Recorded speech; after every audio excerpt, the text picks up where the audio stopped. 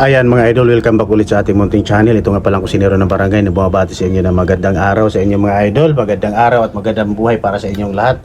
Ayan, meron nga pala tayong guya ng manok. Talaga naman ito ay napakasarap at the best para sa ating pampulutan, pang-ulam mga idol. So ito po yung mga napakaraming itlog sa loob ng guya na padibilog pala ang mga idol. So hindi pa siya nakakalabas kaya napakaraming itlog nito. Ayan, kagaya niyan yung mga kulay-kulay dilaw na yan. Yan po ay itlog ng guya ng ating manok idol. So ang ginawa ko rito ay pinakuluan ko muna syempre para matanggal ang kanyang amoy kung anong mayroon man. Pero wala nang amoy mga idol, pero sureball na ako na walang amoy dahil nilinis ko na ng husto.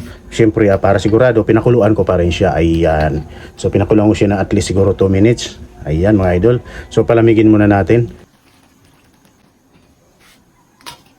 Ayan, habang pinapalamig natin, nagprepare na tayo ng luya. Siyempre, luya mga idol para pamparomatics ng ating guya. At siyempre, hindi mawawala ang ating sibuyas. Ayan, at siyempre yung bawang. Ayan, pinitpit lang natin ang bawang mga idol para masarap. Siyempre, isama na natin ang balat. Ayan. So ayan, nagprepare na tayo ng mantika at meron tayong chicken fat na konti yung ginamit natin para siyempre para konting mantika na lang ang i-add natin.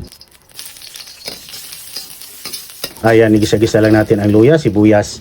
Siyempre mga idol, sibuyas at ang ating bawang. Ayan, gisa lang natin maayos para lumabas ang kanyang bango. At siyempre pati na rin yung dahon ng laurel mga idol. Ayan, ayan na nga, nilagay na nga natin ang ating white onions mga lods. Ayan, gisa lang natin maayos para maging maayos ang ating pagluluto. At syempre ay nilagay na natin ang guya. Siya nga pala, hindi ko sinama rito ang itlog.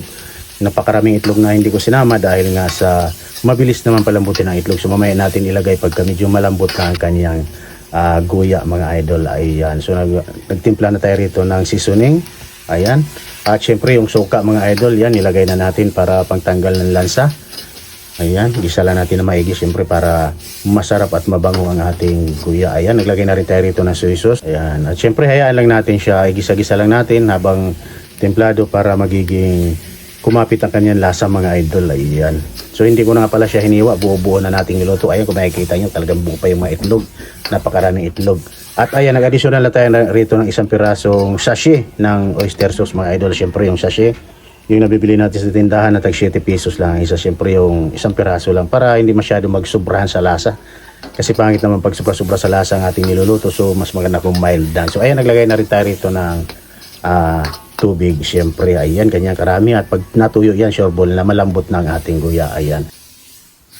So ayan, tinesting muna natin, tininan natin. At naglagay tayo rito ng kalahati lang mga idol na chicken cubes. Di ako masyadong naglalagay na chicken cubes. Siyempre, para hindi nakakasawa. Ayan, naglagay tayo rito ng paminta. Siyempre, yung bitsin na walang bitsin optional mga idol. Siyempre, nasa atin na yan. Pero ako naglalagay tayo ng konting-konting bitsin lang. Ayan.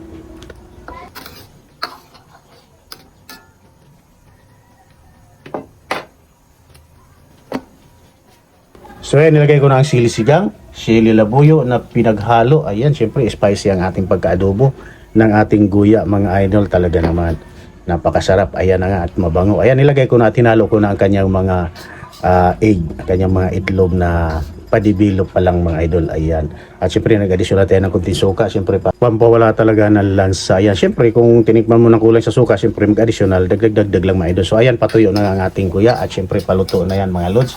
Ayan na at naamoy ko na ang bango. Ayan, at luto na nga ang ating adobong guya mga idol. Ayan, maraming salamat muli sa inyong lahat sa pagdalaw nyo sa ating munting channel mga idol. Ganyan lang kadali magluto ng guya ng manok na talaga namang napakasarap. Ayan mga idol. Siyempre mas masarap kung medyo may konting sauce ang ating adobong guya mga idol dahil siyempre pambahog natin sa kanin. Ayan, at yan lang po mga idol at maraming salamat muli sa inyong lahat.